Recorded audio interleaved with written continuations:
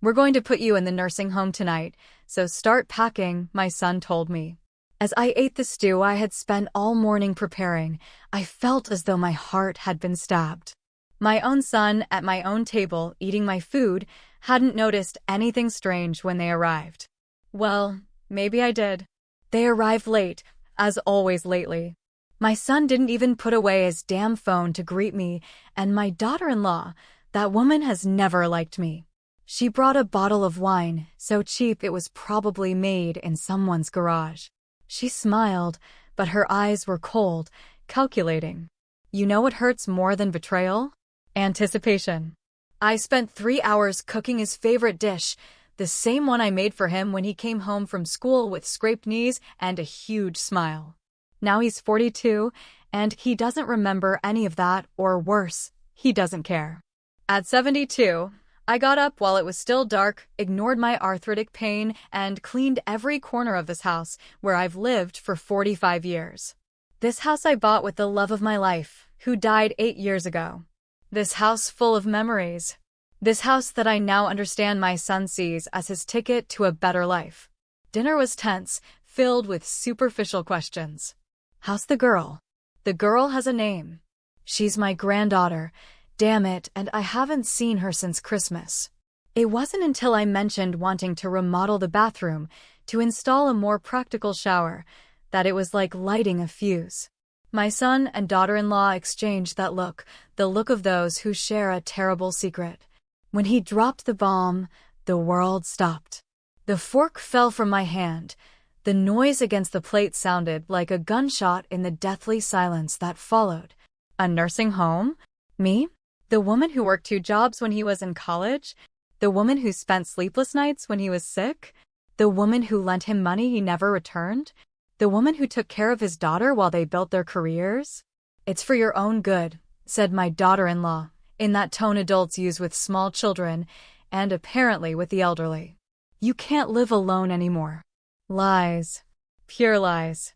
Why now? What's changed? I asked, feeling my blood go from the chill of shock to the heat of rage. My son began to list incidents. I once left the stove on. Once, in 8 damn years. I fell in the garden last summer. Yes, I fell. I got up and went on with my day because that's how I've lived my whole life. There is something deeply humiliating about listening to your own son, whose but you wiped and whom you taught to tie his shoes, explain to you why you can no longer take care of yourself. His voice trembled slightly, his fingers tapping nervously on the table. He was lying, and he wasn't doing it well. When I tried to take a drink of water, my hand accidentally shook, and I spilled the glass on the table. "For God's sake, do you see?" exclaimed my daughter-in-law, jumping out of her chair as if the water were acid. "This is exactly what we're talking about. You can't even hold a glass anymore." Something inside me snapped. The sadness transformed into fury. "Tell me the truth," I demanded, in a voice that didn't sound like my own. "Why do you want to get rid of your mother so suddenly?" And then my daughter-in-law, always so impatient, revealed the truth that my son was trying to hide behind excuses. "This house is too big for you to live alone. Besides, we've seen a perfect property for us and the girl in Lomas Verdes. 4 bedrooms, a garden, a pool." The look my son gave her would have frozen hell. He shouldn't have said that, but it was too late. Everything made sense at that moment. It wasn't about my well-being. It was about my house. My house. We talked to a real estate agent, my son finally confessed, no longer trying to maintain the charade. "With what we get from selling this house, we can buy something much better. The market is at its best." "And where do I fit into your plans?" I asked, feeling a hollowness in my stomach. "The New Dawn nursing home has good online reviews," my daughter-in-law replied, as if she were recommending a restaurant. "They have recreational activities. You can do crafts and meet people your own age." Crafts. As if my value as a human being was reduced to making macaroni necklaces at 72. I couldn't respond. This was my son, my boy, looking at me as if I were an old piece of furniture that needed to be thrown away to make room for the new sofa they just bought. They left shortly after, in a hurry, with an excuse about picking up the girl, although I know perfectly well that the nanny takes care of her until 8 on Sundays. "We'll be by tomorrow at 7 p.m., he said from the door without looking at me. "Have your things ready, just the essentials. The rest we'll keep, or we'll see." Without a hug, without an "I love you," nothing. I was left alone in the kitchen, surrounded by dishes of food that had already gone cold. Tears fell silently down my cheeks as reality hit me like a hammer. My son had just betrayed me for a house with a pool. But what he didn't know as he drove away thinking about his new life is that this old woman still has a few tricks up her sleeve. Because if there's one thing I've learned in 72 years, it's that no one should underestimate you because of your gray hair. After crying until I had no tears left, something changed inside me, as if a switch had been flipped. The pain was still there, but now it was accompanied by a clarity I hadn't felt in years. I got up from the table and walked slowly through the house. Each step was a memory. Here's the mark on the wall where we measured my son's height every birthday. There's the wine stain that never came out from that Christmas, where we all laughed until dawn. The room that was his, now converted into my reading space. I went into my bedroom and opened the closet. In the back, under some old boxes, was the safe my husband installed decades ago. "You never know when we'll need a safe place for important things," he had told me. He was right, as always. I turned the combination that only 2 people in the world knew, and one of them was no longer here.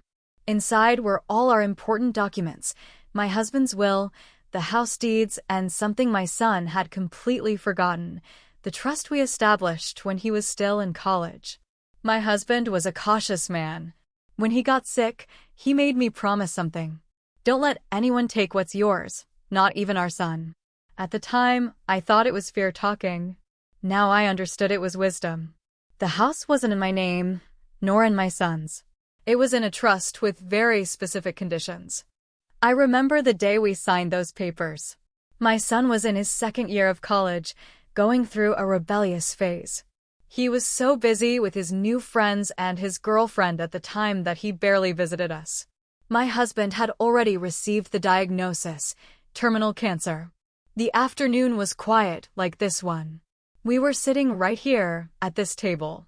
"I need you to understand something, Isabel," he said, taking my hands. "This house is our legacy, but it's not just a building, it's a responsibility." When he passed away 6 months later, I fulfilled his last wish. We had established an irrevocable trust. The house could not be sold while I was alive, and if they tried to force me to leave it, well, there were clauses my son couldn't even imagine. I picked up the phone and dialed a number I hadn't used in years. "Roberto, it's Isabel. I need your help." "Yes, the usual. My son wants to put me in a nursing home tonight and sell my house tomorrow." Roberto had been my husband's best friend since college. He was also one of the best real estate lawyers in the city, and luckily for me, he hadn't retired yet. "I'll be there in 20 minutes, he replied without hesitation. While I waited, I went up to the attic. There were boxes full of photos, memories, letters. My whole life documented in paper and ink. I found the box I was looking for. "For emergencies," my husband had written on the lid. I opened it and found a folder with copies of all the important documents and a sealed letter with my name on it. "For when the world turns its back on you," the envelope said, in my husband's handwriting. I opened it with trembling hands. "My dearest Isabel, if you are reading this, it is because what I feared has happened. Someone, perhaps even our son, has tried to take from you what is rightfully yours, what we built together. I trust Roberto to handle the legal aspects, but I trust you to do what you have always done, rise stronger after every blow. Remember that revenge is a dish best served cold, and you have always been patient. With eternal love, Manuel." I cried again, but these tears were different. I felt less alone, as if he were there holding my hand. The doorbell rang exactly 20 minutes after my call.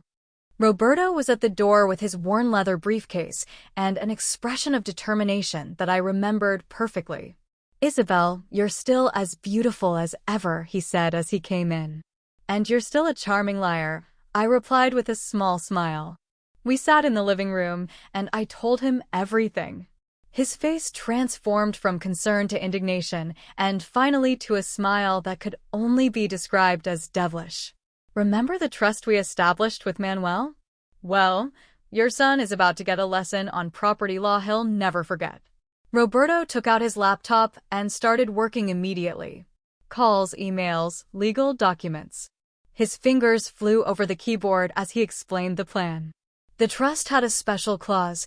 If anyone tried to force me to leave the house against my will, the property would automatically pass to a charitable foundation for homeless elderly people that we had established years ago. My son would get nothing. Absolutely nothing. "But there's something else we can do," Roberto said with a twinkle in his eye. "How about we add a little surprise?" Over the next few hours, Roberto drafted a legal letter detailing the situation. The foundation would be willing to allow my son and his family to continue visiting the property, paying a monthly rent at market price. He also helped me draft an updated power of attorney, ensuring that my son could never make medical or financial decisions for me. "And what about your other assets? Bank accounts, investments?" My husband and I had always been cautious with our money. We had several accounts at different banks.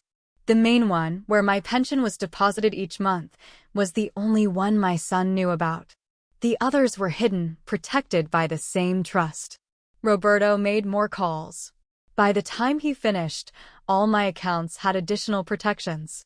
No one could touch them without my explicit consent. It was starting to get dark when we finally finished. "One last detail," said Roberto. "We need witnesses. People who can corroborate that you are in full possession of your mental faculties and that you are doing this under duress." I thought about who could help me. My sister Julia lived on the other side of the city. She had always been wary of my daughter-in-law. Then there was Pedro, the neighbor who had been a friend of my husband's for decades, and Maria, my best friend since school. I called them all without going into details. I asked them to come urgently, that it was a family emergency.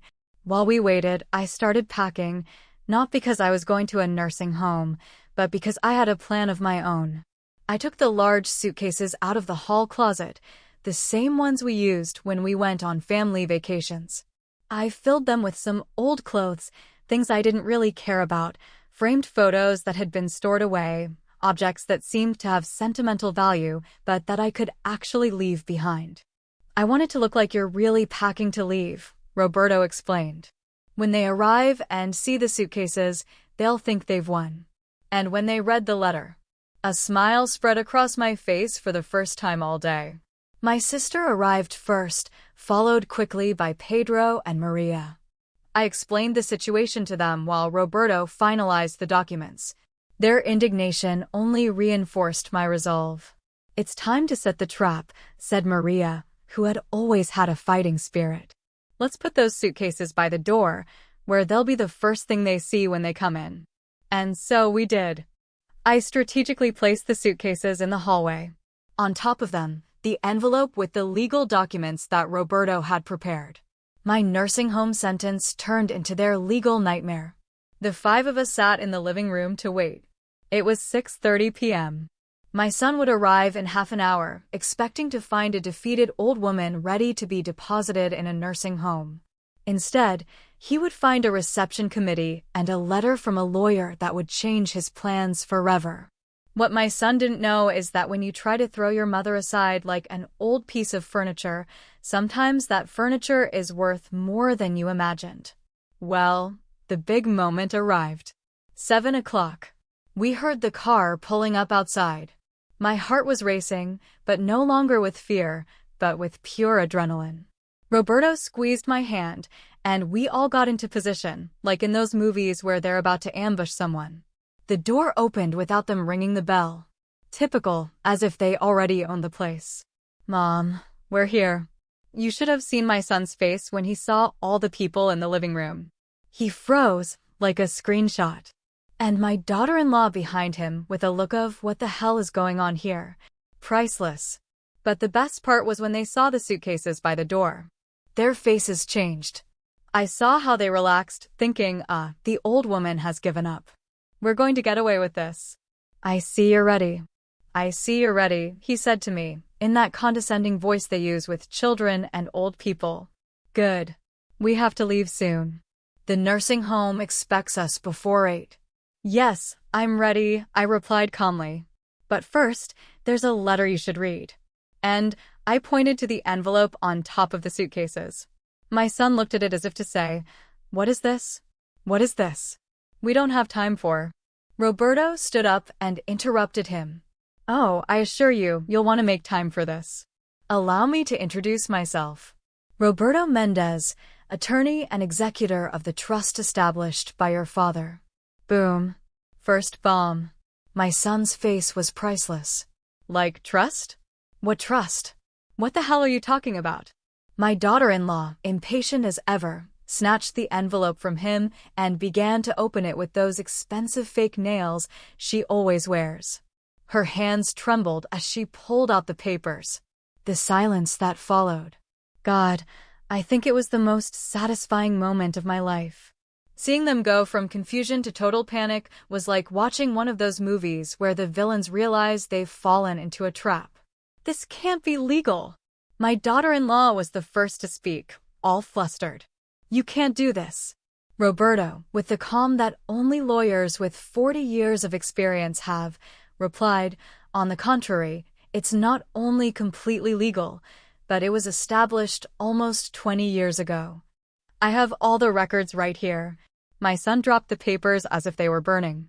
He looked at me with a face I had never seen before. Pure shock. What the hell is this? I stood up slowly, enjoying every second. This, dear son, is what happens when you try to throw your mother away like a piece of old furniture. Roberto took control of the situation. The trust clearly states that this house cannot be sold while she is alive. And there's a little extra clause. If anyone tries to force her out, the property immediately passes to the New Horizon Foundation for homeless elderly people. This is ridiculous, shouted my daughter-in-law. She needs help. She can't live alone. And that's when Maria, my lifelong friend, stood up and said to her face, I've known this woman since we were 12. I visit her 3 times a week. She cooks better than I do, takes care of her garden, and has a clearer mind than many young people I know. Pedro added, I've been her neighbor for 30 years. I see her every day. She goes to the market by herself, participates in the book club, and helps at the community center every Thursday. Does that sound like someone who needs a nursing home? My son was white as a sheet. He kept looking at the documents as if waiting for them to disappear if he stared at them long enough. What does this mean exactly? He asked in a voice that was barely audible. Roberto smiled, that smile he gets when he knows he has everything under control. It means, my friend, that not only can't you sell this house, but right now, the property is being transferred to the foundation. Your mother, of course, can live here for the rest of her life, and the foundation will allow family visits, by appointment, and with a paid admission. Paying what? $50 per person, per visit. All the money will go directly to helping elderly people who really are homeless. Ironic, don't you think? That's when my son exploded. He turned red and started yelling that he was going to sue, that he was going to contest the trust, that he was going to find another lawyer. Roberto didn't even flinch. Sure, you can try. But I warn you, your father and I made sure this trust was bulletproof. And by the way, if you try to contest it, another clause is activated, which also donates all of your mother's bank accounts to the same foundation, including your daughter's college fund. That shut him up instantly. My granddaughter's college fund. Another ace up our sleeve that my husband and I had kept. My daughter-in-law started to cry, not out of sadness, but out of pure rage. Her dreams of a pool and a new house evaporating before her eyes. But we need a bigger house. The girl needs space. Julia, my sister, who had been quiet until that moment, let loose. Space? You 3 live in a 3-bedroom house. I know families of 5 who live in 2 bedrooms and are happy. What you need isn't more space, it's less greed. My son looked at me, and for a second, I saw the boy I raised. But the moment passed quickly. "You can't do this to us," he said coldly. "We're your family." "Family isn't measured by blood," I replied, just as coldly. "It's measured by loyalty, something you forgot when you decided to throw me into a nursing home to sell my house." "And where are you going to live?" he asked, all confused, seeing the suitcases. I smiled. "Oh, these suitcases are just for show. I'm not going to any nursing home. But I am moving because I want to, not because you're forcing me." His totally confused face was priceless. "You're going where?" "To my apartment," I said casually. "The one I bought 5 years ago as an investment and have been renting out. It's always good to have a plan B, isn't it? Your father taught me that." Roberto handed another envelope to my son. "This is a formal notice. The foundation wants you to remove any personal belongings you have here before the end of the month. After that, the house will begin operating partially as a day center for elderly people without resources." "You can't just kick us out like that," protested my daughter-in-law. "We have the right to."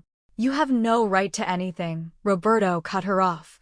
"You don't live here, you don't pay the bills, you have no legal right to this property. You never did." I approached my son, and honestly, for a moment I thought about hugging him. But instead, I said, "Sometimes the most important lesson a child can learn is that actions have consequences. I hope this teaches you something you obviously forgot: respect." I turned my back and said to my friends, "Will you help me take my real things to the car?" I had prepared them earlier in my room.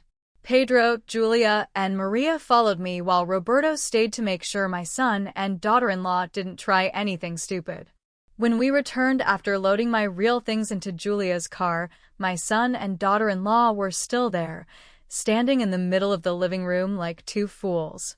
"Next week, the renovations begin," I informed them. "The main bathroom is going to be converted into one that is accessible for people with reduced mobility." Ironic, isn't it? Just what I wanted to do. I went at the door with my friends. I stopped for a moment and looked at the house one last time. 45 years of life. Where I raised my family. Where I loved and lost. Where I thought I would grow old. "Goodbye, son," I said softly. "When you're ready to be the man your father and I raised you to be, you know where to find me. Admission is free, and it comes with a sincere, 'I'm sorry.'" And so we left. The faces of my son and daughter-in-law, frozen in total shock, is something I will never forget. In the car, Julia asked me if I was okay. Surprisingly, I was. "For years I was afraid of being alone," I said. "But now I realize I've never really been alone. I have friends, I have my sister, and I have the wisdom my husband left me. My new apartment isn't big or luxurious, but it's mine, and it's full of dignity, something they almost took away from me." A week later, I received a call. It was my granddaughter, crying. She wanted to know why I didn't live in Grandma's house anymore. I explained as gently as I could that sometimes adults make mistakes, and that even though I lived somewhere else now, I would always have room for her. The following week, she came to see me, and to my surprise, my son accompanied her. He was quiet, ashamed. He didn't apologize with words, but when he left an envelope on the table. Inside were the keys to my old house and a note.